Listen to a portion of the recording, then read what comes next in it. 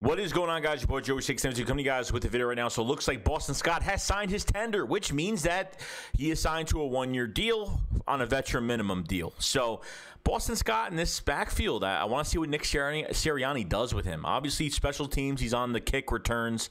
He's one of the guys back there for kick returns. Dave Phipp is gone from special teams coordinator, and hopefully, could use him in a better way, or maybe we'll have some new prospects back there for punt returns and kick returns as well. So Boston Scott is, since we picked him up, he was on the Saints practice squad a few years back and has really made a name for himself. And you know what? He's not a Pro Bowl player, but I think he's been more recognized as a very good rotational running back for this Eagles team. Has had really memorable games against the Giants, and obviously Doug used him the wrong way last year. He was just running him up the middle into a huge pile. I don't know why.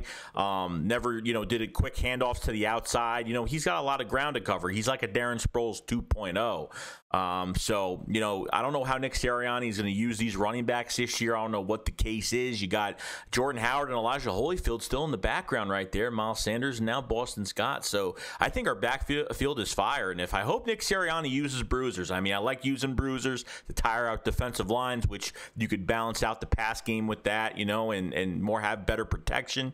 So there's a lot of good things that come out of it. I really wouldn't mind a three-headed horse running back, trio with all three of those guys. I said it the wrong way, sorry. But all three running backs like that.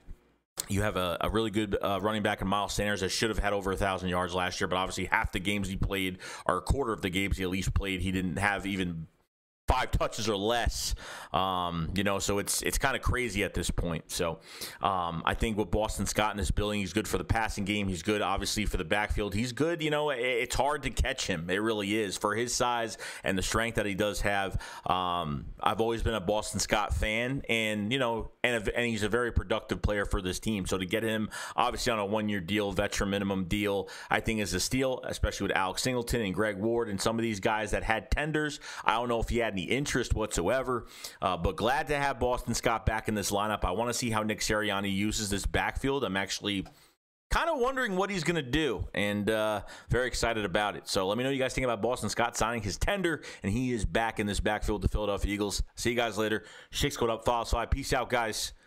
Peace.